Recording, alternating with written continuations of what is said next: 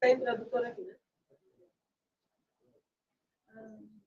Está tudo pronto, colegas? Muito boa tarde. Vamos começar então a conferência de imprensa. Peço a vossa atenção. Okay, thank you very much. Boa tarde. Can you hear me? Boa tarde. Boa tarde and Wazekele. Thank you very much for making time to be with me here today. I am the UN Independent Expert on Foreign Debt and International Financial Obligations and its implications for human rights. I'm an independent expert and I am a member of staff at the University of Nairobi in Kenya, where I'm a professor of fiscal law and policy. And the university lends my time to the United Nations in order for me to give advice to countries across the world. This is my 4th country mission, having been to Argentina, the Bahamas, and I'm very happy to say that after 10 days of intense engagement with all stakeholders, government, civil society, community-based organizations, academics, professors, researchers, as well as members of parliament and different arms of government, environment, finance, foreign affairs, climate. I have managed to have good conversations. Oh, and as well as members of the private sector, I've managed to have very good conversations with all stakeholders.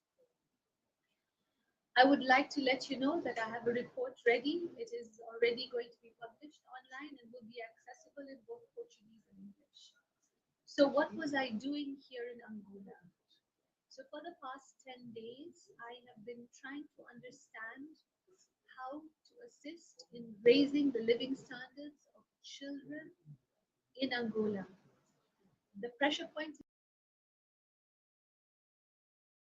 born every single year. And in the next few years, you're going to have a population of children that need to go to school. Now, in addition to that, you already have youth that are dropping out of schools. And if you will hear as I speak about the life cycle of a person. So when they're born, they need medication and vaccines and healthcare. Their mothers need healthcare. When they go into school and as they grow up to the age of 5, they need food and healthcare. They need clean water. As we move forward, we now add the layer of education and healthcare and food. And finally, when they are adults, we hope that they will now join as a member of an economically productive society. But we cannot expect that of them if we do not provide the enabling factors. And so this is what I was looking at, the enabling factors and the kind of finances that they need to make sure we have healthy and happy human beings. But when I look at the age bracket of those in their 30s and 40s, we have an additional problem. We have people that were involved in the civil war that are still hurting. Conversations have not been concluded. Many people have a lot of issues they haven't yet dealt with. And so there is also need to have interventions for this older generation. Many of them are late in their education. So some of them are still trying to get their first degrees and they're in their 40s. And this is the reality they're living in. As we move into old age, then we need people who also can retire and have social protection. Within this entire life cycle, what we have is a government that has taken on debt and is using oil to pay it off. Unfortunately, it means that not enough money has been used internally in the government. We need to make sure that there is better use of the money. I have had good conversations with governments and I have talked to them about 7 principles. Accountability. In accountability, it is that they have budgets, that the budgets are well written, and that people are able to actually access and read the budgets. Unfortunately, although government is giving access to the budgets, what I see is not enough people are downloading the budgets, not enough people are reading the budgets. So please, the people of Angola, your government is giving you information for them to be held accountable. Hold them accountable. They are being responsible on that particular issue. When we come to issues of responsibility and financing, again, they need to spend the money in a responsible manner. So here too, we need to have conversations with them. There are opportunities to do what is being called participatory budgeting, where you can engage with them. This is very important as well. Now comes the issue of transparency. I have had long conversations with many people across this country. I was both in Benguela and in Rwanda, and I can tell you that the banking system, the private banking system in this country is crippling the ability of people to transact. So this is very important. The banks must complete transactions at maximum within the 24 hours as provided by the law. In other countries in the world, a bank transaction can be done within seconds. So this is possible. Banking transactions need to be facilitated. Bank to bank within the country transactions, from one bank in Angola to another bank in Angola. These transactions can take seconds as well. Transparency is going to be the most important issue for Angola to deal with as regards its banking system if it wants to enter into the international market and diversify the economy as it has been discussing over the past 5 or 6 years. For me, this is very, very critical. All financial transactions need to be released on time. Then comes the issue of efficiency and effectiveness. The banking system, it's also about efficiency. But effectiveness is about targeting of where the money will be spent. For example, the prices of eggs have gone up in the country. This is not good. We need to make sure that cheap sources of protein like fish and eggs, which are important for the development indicators of children and their nutritional survival, are kept at a level which is cost effective. So this is very important as government engages with private sector and engages with the issues of fuel subsidies. The government has assured me that fuel subsidies will stay as they are and will not be removed further, which I think is a very important statement. They have heard the issue and they are taking it very seriously. When it comes to children's health, we also need to look at issues of education. My understanding is that books have to be paid for, that the quality of education is very weak, and it is important, therefore, that we ensure, as people in Angola, that the value of education is maintained. So more spending on those issues, and I have recommended to government to develop a children's budget specifically so that you can see how much is being spent on children. But please remember that I simply make the recommendations. It is now the turn of the people of Angola to speak to their government and to other stakeholders and ask them to actually do as they have said they are going to do. So this is the life cycle approach. But most importantly, what I think is critical is issues of fairness and justice. As a country emerging from not only civil war, but also a country emerging from a difficult previous political regime where a lot of resources were lost, it is very important that the people of Angola renew the decision to trust each other. All the different stakeholders in the economy, all the people of Angola, you have made a decision, you have managed to bring in a new leadership. Now you must trust them, and they must trust you. And it is going to be very hard because there has not been reconciliation post war. So everybody has to keep making that decision. The only thing that I can tell you is that everybody is working very hard. whether it is people without homes living by the beach in Lobito and Benguela, whether it is children living on the streets of Luanda, whether it is civil society who tell me sometimes their people's roofs are being stolen by thieves because of the level of poverty in the country. There are incredible stories of fear. I see fear of the loss of children, of kidnapping, and so it is very important that everybody work together and take on an element of trust in this process. I thank you very much for being here and for the conversations. Gasikidila, Dapandula, Obrigada. I'm now ready to have any questions or comments you may have.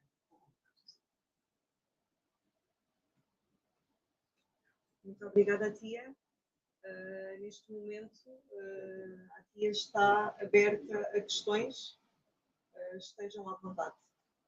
Boa tarde, Yolanda Manuel, Televisão Pública de Angola. Foi muito esclarecedora na sua explanação. Entretanto, eu gostaria que identificasse os problemas prioritários. Falou do sistema bancário, que as transações é um facto, né? As transações são muito lentas e isso interfere certamente na economia. Que soluções podemos apresentar para estes fatores? O sistema bancário ser mais eficaz. Falou também das crianças e também da necessidade de confiança entre os angolanos e na nova liderança. O que podemos fazer para mudar a mentalidade das pessoas, não é? Para fazer com que confiem mais entre nós e na nova liderança? Essas são as minhas questões. Muito obrigada. Thank you. Thank you very much. And thank you for the questions and for coming. So the solution to the banking problems is a transparency issue. It's also an accountability issue. At the international level, as we speak right now, any countries that don't have a transparent banking system, where transactions are covered within 24 hours or less, these are countries that are now being grey listed by what they call the Financial Action Transparency Task Force. Now, if that happens, then the problem you will have is that transactions, the existing transactions coming into the country may be further blocked. Now, the countries that are blocking this, if your laws are not transparent, if you don't have anti-money laundering provisions and anti-corruption provisions, but also if you don't have beneficial ownership provisions, which is you need to show who owns a company down to the human being. It cannot stop at the trust level or another company level. You need to know the human being that owns the company. If these are not put into place, then you have a very high chance that in October this year, the country will be grey listed. Now, the grey listing means that 25% of all transactions will stay in the country from which they are coming. So if you're sending remittances into the country, 25% may not come in. If you're paying off insurance claims, 25% will not come in. Now, if that happens, and there may be other things that happen as well. If that happens, then companies on average make a profit in between 10 and 20%. If 25% is not coming in, that means they will be operating on a loss and you will have a shutting down of companies. And since the whole aim of the current government is to not only diversify the economy, but also to capture more value chains, you will not be able to bring in foreign direct investment because they know that they will never receive their cash here on time. So the banking system for me is absolutely critical. The second issue, which I think is absolutely critical, is food security. So I had a look at the value chains in the country to try and understand what could be a good starting point. And I will tell you, within a 3 to 6 month period, some of the most important value chain captures that you can do are cassava, palm oil, and salt. You have a history of the sale of salt. In fact, salt was considered money in this country before colonization. So salt is a really good way to bring the people together also. But any person knows in their house, whoever cooks in their houses, they know if you don't have salt, flour, and oil, you don't have what it takes to cook. So you can capture the salt value chain and just not export.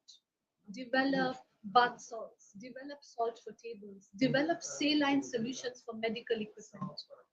Have enough salt to put into cement because it's a critical part of it. So there are different parts of that value chain you can definitely capture in addition to it being part of food. And of course, cassava flour is a staple food here, and it is an important item to capture as well. Yes, I really like punch, by the way. I like punch. Yes. The third one is palm oil, and palm oil is the oil that can work. You can have other types of oil also, it could be a possibility. And these three are actually priority products that the African Development Bank is also willing to support financially. So there are possibilities there. The government is working very hard on making sure it gets cheaper loans that are more long term. So it's working very hard to do its best, which is why I really think on those certain issues we must help as much as possible. But I am aware that there are there are children dying in this country because they have not had food to eat. So we need to take this very seriously. I mean, I heard about a little girl who died after 4 days because she didn't get food. This reality, it can change. We can change it. We must change it. There is no option on that. So for me, it is the value chain on these three products, and it is the banking system. And then the third key thing is what I noticed was so the government have been very open with me. I'm getting a lot of information. But remember, I'm also asking for the information. I think that there needs to be a very strong communication arm within government to speak to the people in the language they understand. Documents must be in the language that they understand.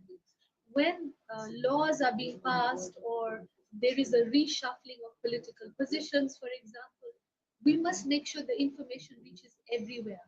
Now, in communication and the communication infrastructure I talked about, for me, this includes making sure there's electricity, that there is internet access, that people can buy smartphones, or that there is a communication mechanism using USSD codes so that people can receive the information in their phones. It should not be that you must look for the information as a member of, as a citizen or resident.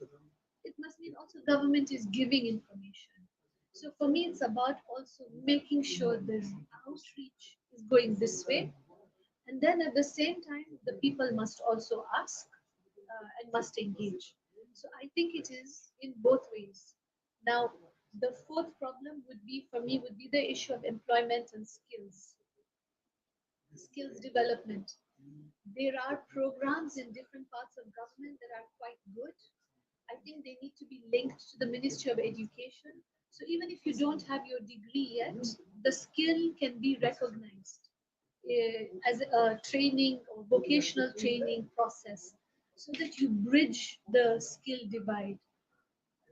My concern is that the country may be getting left behind in the changes in digital spaces in the world today. Most of the rural spaces are completely out of reach to the digital revolution. And when there is a pressure point on education, like the country has currently, a smartphone is a very good way of educating yourself. So even if the education system is weak, people who are eager to learn will look for those sources for education. So these are some of the different ones. You asked me about children and the issue of trust. I think that I think trust is a real weakness in the country. I think everybody still tries very hard to look after themselves and their 6.5 children for women. That is the data. So we are all looking inwards. We must look outwards. We must look outwards at our neighbors. We must look outwards at our community. And then we must look outwards towards government, other stakeholders, and the state. And I will tell you that what I felt from the different stakeholders I spoke to, it didn't matter who I spoke to. Everybody wants to trust. But they don't know how. And fear is holding them back.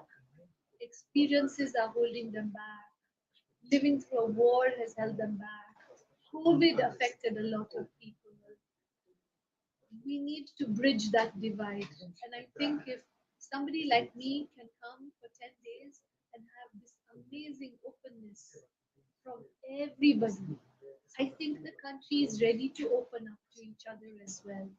Because I don't speak your language. I don't even speak Portuguese.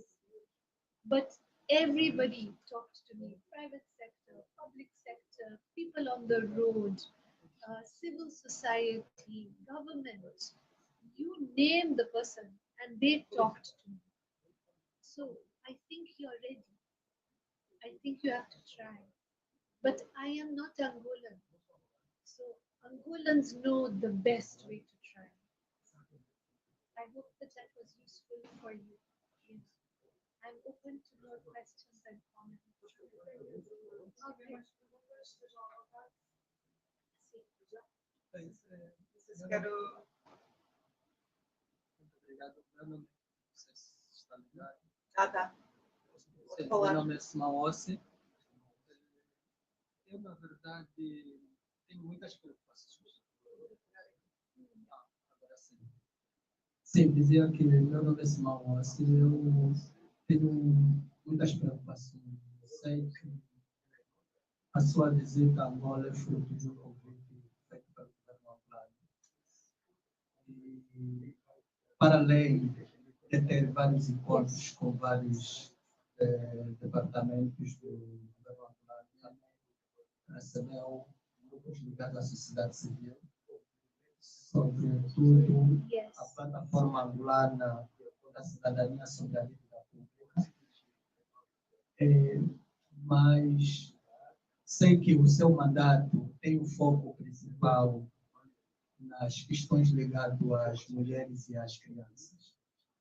Mas se tivermos que olhar, não sei, pelo que constatou, se tivermos que olhar pelo número crescente da dívida pública angolana, o grupo que trabalha com essa questão da dívida pública aponta para um pouco mais de 60% a dívida pública angolana. E este número só é acrescentado por mais ou menos 30% que é retirado do nosso OGE. Já os especialistas dessa área já começam a achar que a situação começa a ficar complicada. Então, entender a primeira questão. Pelo que lhe foi informado, a posição da dívida pública angolana está na condição normal, numa situação já a passar a linha vermelha, o que é que aconselhou ao governo angolano, se nesta condição o governo angolano nunca pode se endividar, ou há uma espécie de um deadline, de um limite, que até ali já não pode avançar para que não prejudique as gerações futuras. Essa é a primeira questão. A minha segunda questão.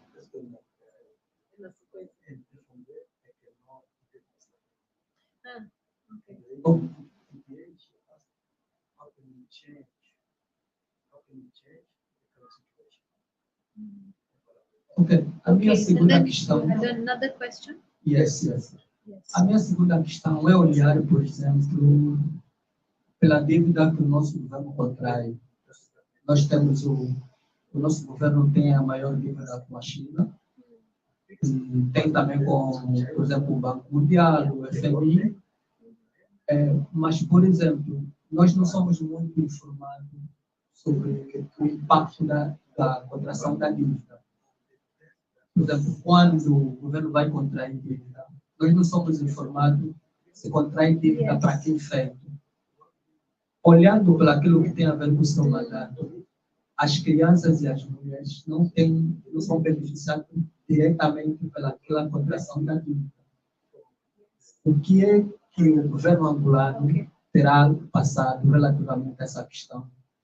E se os conselhos, eventualmente, se foram feitos esses conselhos ou recomendações, se o governo angolano está disposto a acatar esses conselhos ou recomendações.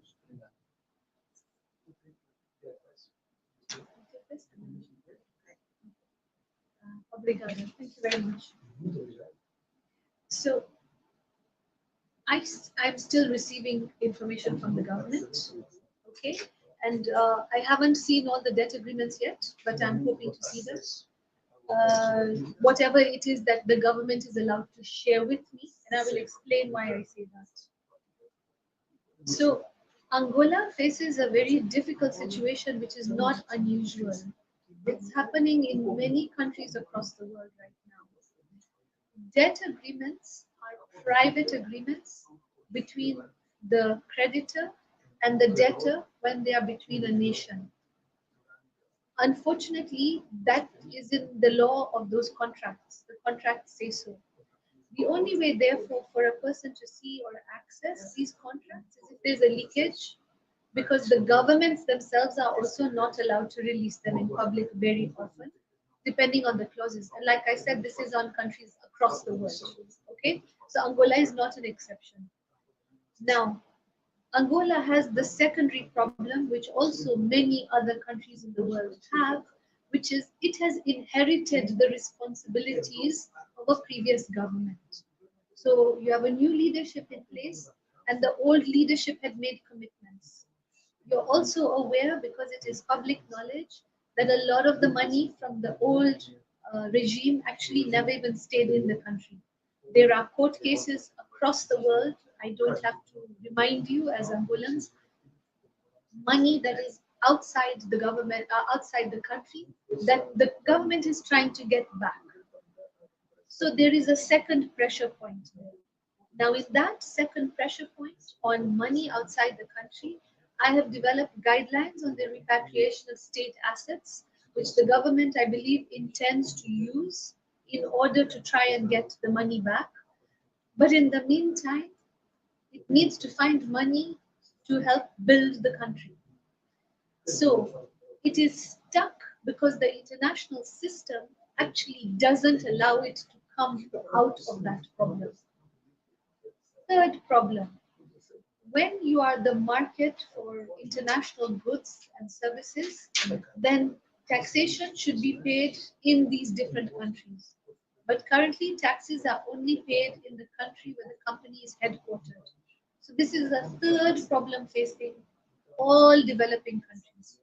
The country where the tax is paid, for example, corporate income tax, is the country where the company is headquartered. And there is an action at the UN General Assembly to try and develop a UN tax convention that will hopefully make that change. So these are global issues that Angola should join in on, and I have recommended it. Finally, when it comes to these debtors agreements, we have something called the Paris Club, which is a declaration of, which is a coming together of all the creditors in the world. We don't have the same for debtors. We need the same for debtors. So if Angola owes money and Bahamas owes money and Liechtenstein owes money and Argentina owes money, or then Honduras owes money, then everybody can see the kind of clauses that are in all of these agreements to see if you're the same economy, you should have the same type of provisions. Right now, Angola doesn't know what other countries owe and why they owe it. So while there are these internal problems, there are problems of the country on the management that they have inherited and what they are trying to fix. There are also these global problems that are not helping.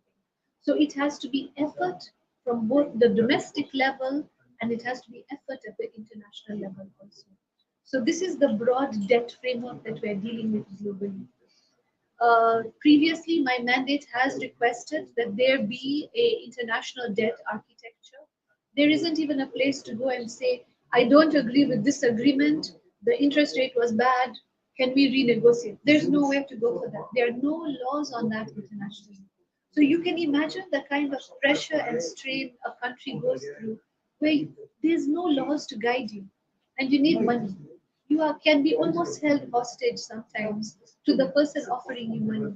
And I will give you an example. Angola's previous debt was at about 8%. Now it was floated in the secondary markets. This is the Eurobonds. 8 or 9, between 8 and 9%. It was being floated in the secondary markets, and now because Angola has been paying off its debt, international investors think Angola is a very good country to invest in. The interest rate there has gone to 12 to 13%. So now if Angola wants to borrow money because they've been good at repaying, now they have to pay more. Do you see the problem in the system?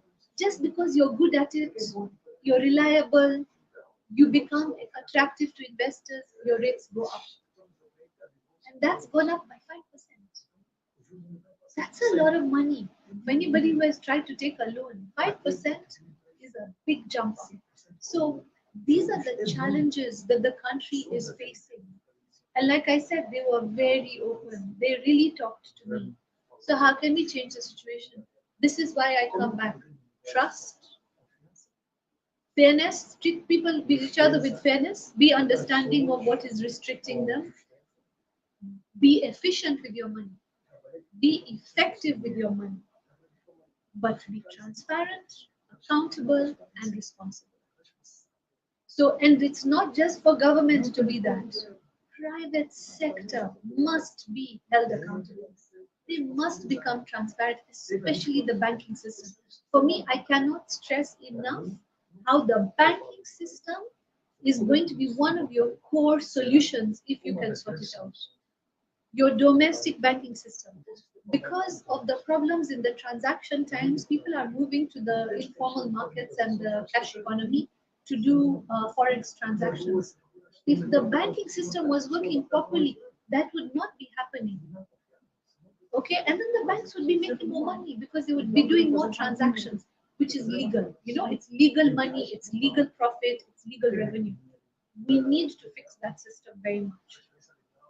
Now, you asked about what would be the measure of the amount of debt you can take on. I told you that you've inherited debt that has to be honored. And I believe that the last debt that was taken in by the previous regime, I may be wrong, but I will check when I finish getting the data, was 2030. So until 2030, you need to give your government a bit of time. Now you will tell me, no, it's too far away. That is in 6 years. But that is the debt they've inherited. So they have to be given, you have to take off the pressure a little bit, but then help them in delivery. And at the same time, I've asked them to think about how to renegotiate some of those debts so that all the money that they're taking for oil doesn't go in repayment of debt. That some of the oil money should come back into the country, for example, and be used to do some little bit of development as they go along, so that you're doing the balance and the trade-off. But you have to be ready as Angolans. You have to pay taxes. Individual people have to go and register for income tax. And I know it is scary because if you're in the formal economy, you already have other issues you're dealing with. I heard a very interesting phrase, Sakazul. Ah, there we go. No need for translation of Sakazul. The blue bag. So there you go. Sakazul. Yes. So I understand. I really understand. But that is why I tell you, you have to make the decision to commit. And you have to make the decision to commit and take the risk. You have to take a really big risk. You made the risk when you voted in your elections. I am not idealistic. I'm very practical. I understand the different politics in the country. But you have to keep at it. You cannot let go. You cannot say, I voted in my government and then I've done my job. You need to keep going because otherwise we'll have a problem. So how much can they take on? Right now, I would not encourage the government to take on a new debt. At this point in time, I think they have to find a way to spend a little bit more money on the people. And I think that they are trying to, but it is not visible. So I have also talked to them about making sure that the finances that they spend on the people must be visible. If you improve the salaries of the teachers, it must be in the news. It must be in the newspapers. If you're going to make sure children get free milk in the schools, which is so important, your school feeding program is very, very poorly managed right now, then you must broadcast and advertise so people know it. So they must own their activities, but they must share it. So I think it has two parts. They're doing some things, then they are not doing others yet because of their budget limitations, right?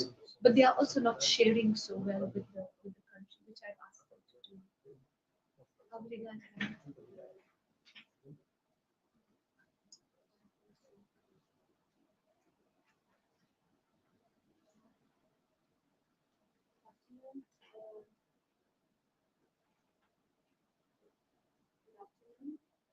My name is Matthew. I'm from the Fisheries Museum in and I would like to know if you also made an evaluation about human rights issues and what's your conclusions?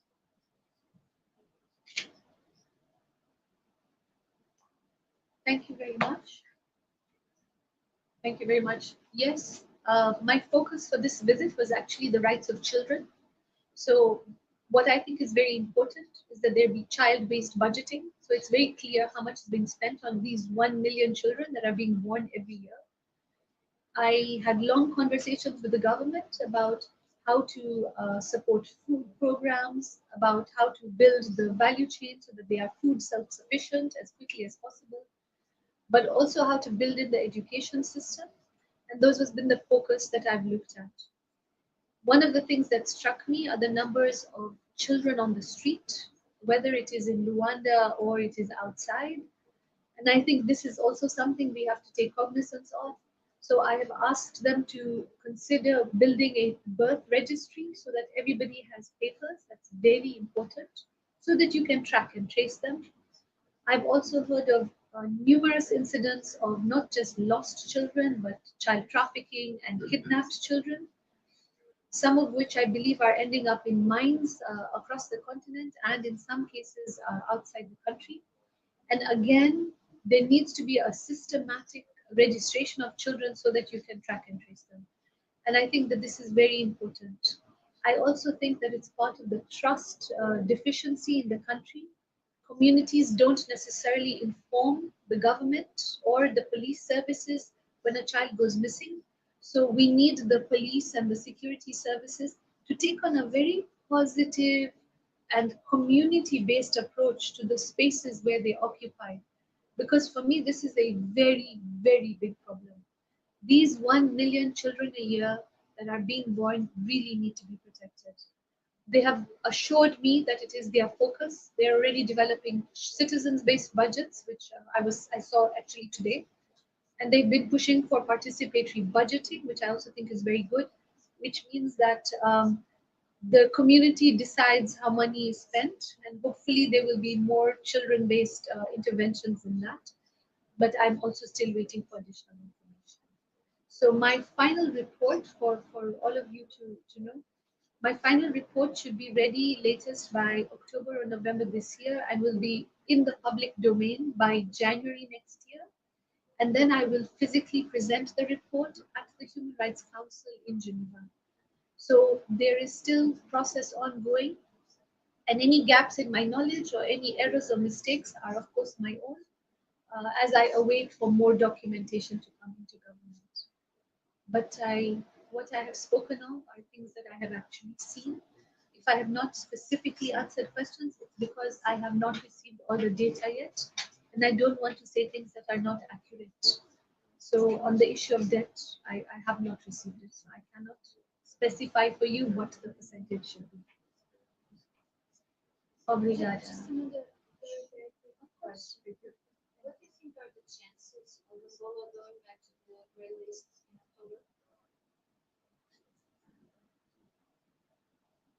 Okay, so I mentioned this in the beginning already. If they do not fix the banking system and make sure that the banks in this country start transacting at international standards, which is within 24 hours, which is the law here for all transactions, and I believe domestic ones specifically, and I think internationally global transactions are up to 2 to 3 days. If they do not do this, there is a very strong possibility of being grey-listed. So transparency is critical. It's not just about the law being passed, it's actually about making sure they enforce it. So the banking sector really needs to get its act sorted out in this country. The private banking sector right now, I think, holds the responsibility to resolve the core section of Angola's problems. Thank you very much. I'm still open to more questions. As perguntas? Oui, oui, ça va. Oui, oui, je parle français. Mais il faut parler un peu lentement pour moi, s'il vous plaît. Oui. D'accord. Oui. Ouais. Un peu plus haut, s'il vous plaît. Un peu plus haut. Là, donc, j'aimerais savoir, madame, d'abord l'objectif de votre visite à Angola. Oui. Et puisque votre programme, c'est concentrer sur les femmes et les enfants. Donc, sous les enfants. Sur les enfants. Sous les Ouais. enfants, oui. Ouais. Alors là, nous aimerions savoir, madame, quels sont les problèmes donc, que vous avez Ok. pour venir en aide aux femmes et aux jeunes filles dans des situations vulnérables à Angola. Ok. Merci, mais je vais répondre en anglais parce que les autres, oui, mais peut-être après, parce que les autres ici ne parlent pas le français. I will respond in English. Better to respond in English, maybe? No, that's what I just said. Okay, thank you so much. I will respond in English and then maybe later I can speak to you in French, no problem. Okay, so the question the journalist has posed is, what are the main problems that are facing women and children that I noticed? I noticed cases of protein deficiency, what is called kwashiorkor. A lot of children in informal settlements have golden hair, which is a sign of a lack of protein. So not eating fish or eggs or meat or legumes. So for me, this was one problem I saw of children. The second thing I saw in the data is that they still have very, very high mother-to-child transmission of HIV. And this is preventable also. I believe the drugs are freely accessible for mother-to-child to prevent mother-to-child transmission of HIV. In addition to that, I heard numerous cases of vaccines not being available, especially the ones at early childhood stage, so the triple vaccine as well as polio. So this is also very important, and this is part of the problem of all the children on the street and the homeless children and the runaways. All of these 1 million children are not going back into medical clinics. Of course, they cannot, to get these vaccines. And I think an idea of doing an outreach would be better from the healthcare centers out into the villages and the communities. So vaccines are a problem. The quality of food they're getting is definitely a problem. Mothers are not, I believe, are not getting good nutrition when they're pregnant. And as a result, you have a problem with childbirth, and the protection and the provision of medical services at childbirth are not very strong. I've heard numerous cases of families that sleep outside at night, outside medical clinics, waiting to be told by the doctors what medicine the sick person needs, and then they go running to go and find it. And if they have no money, they don't buy it. And the person does not recover. And these are real problems. So we need to make sure there is medication in the system, because right now it is a real problem from what I can tell. When it comes to the education system, there are not enough schools, there are not enough teachers, and the quality of education is not good. And Angolan students that were in the lockdown during COVID have not been able to recover. So we also have that problem of education. So these are the different things that I noticed, in addition to living in some some very poor, unhygienic situations, even in the capital, where homes don't have electricity, water, or garbage collection. And this, for me, this is not okay. You don't want to have outbreaks of things like cholera. You need cleanliness, you need hygiene. I also noticed that I don't see a lot of people with, I know we don't like them also where I come from, but mosquito nets. I don't see a lot of mosquito nets or actions to destroy mosquitoes in the area, which means you have malaria, you have dengue fever, and we need to really look at that very, very seriously. So, the government has big challenges. So that is why I say everybody must help. Whatever you do, don't turn around and say, you must do this. You have to keep saying, we must do this. Because that will be the only way you will find your way through this problem. Obrigada. Later I will speak to you in French. Oui. De rien. Fazer uma questão, né? Oui. Os colegas querem entrevistar à parte, sim, mas depois também vai haver essa oportunidade. Sim, sim, pois não. Please let us finish. Ok. Please. Yeah. Não, é uma pena que não teve, pelo que explicou, não teve a oportunidade, para além de Luanda e Benguela, eventualmente não teve a oportunidade de ir ao interior, ao interior. Yeah. E, sobretudo, na zona sul da Angola, há muito que a sociedade civil pede que o governo da Angola pudesse decretar um estado de emergência por causa da fome, resultado das alterações climáticas. E é uma realidade que eu conheço muito bem, porque eu reporto muito essas questões sobre as fronteiras da Angola com a Namíbia, e eu vi muita gente com crianças a sair da Angola para ir à Namíbia, fugir da fome. No seu caso, neste caso, há uma possibilidade, não sei, a nível do governo convencer, não sei se seria essa expressão convencer ou não o governo, porque são zonas longínquas, porque, para além dessa questão da fome, o direito à educação das crianças já não se coloca mesmo, porque as crianças, mesmo quando deslocam a essas zonas, o que lhes importa é conseguir ter o que comer.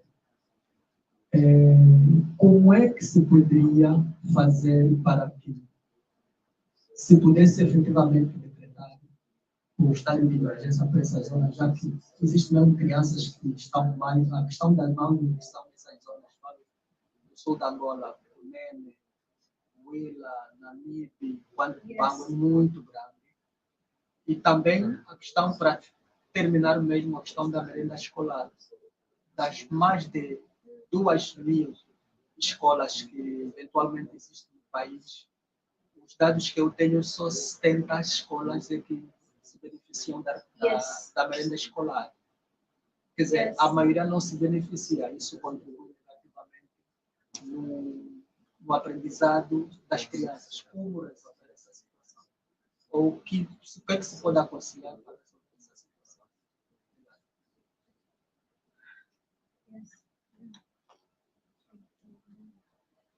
Obrigada. Can you hear me? Yeah. Okay. So thank you very much. So you're absolutely right. So normally when the UN brings me into a country, it only authorizes 2 spaces. So I was authorized for Luanda, and then we chose Benguela. But we chose Benguela very specifically because I wanted to see how the economy could be diversified with the infrastructure coming in. So it was chosen for a very clear position.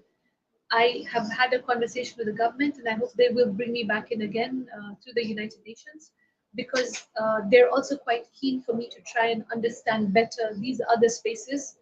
And they seem to also appreciate the challenge and the kind of ideas I'm trying to share. So I think not the end of it, for you to know. I'm aware of the drought down in the south. I heard a lot about the drought, and my heart, it was breaking when I was hearing how bad the drought is. I have made suggestions because although you are going through severe climate change down in the south, you also have a very big water table under the country.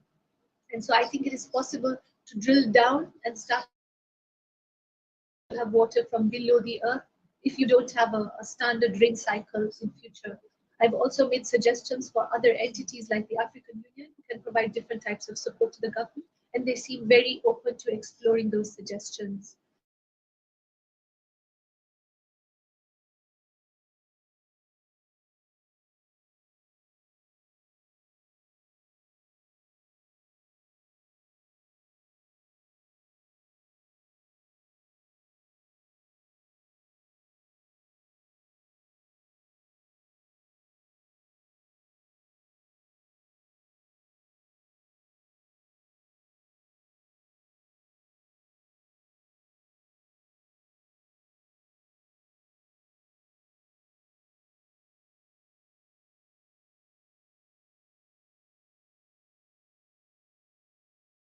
Milk to their children up to the age of 12. It is doable, it is possible, it will cost money, of course, but it is about the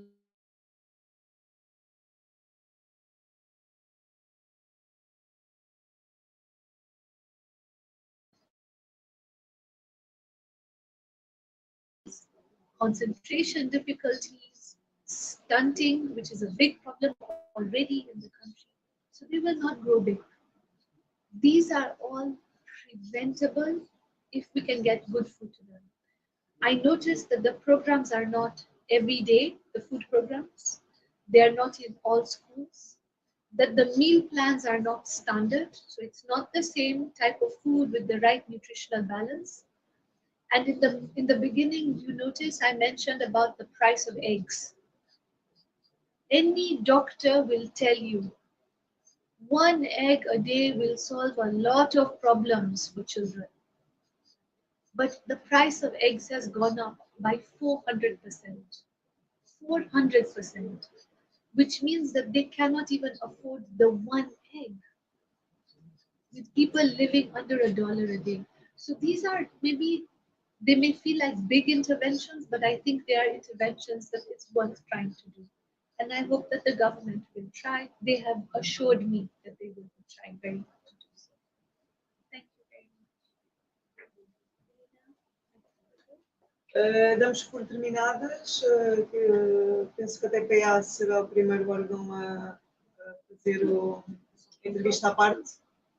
TPA will do first the interview, if possible. Yes, first they will do the interview. Thank you for coming. Merci. Merci beaucoup, madame.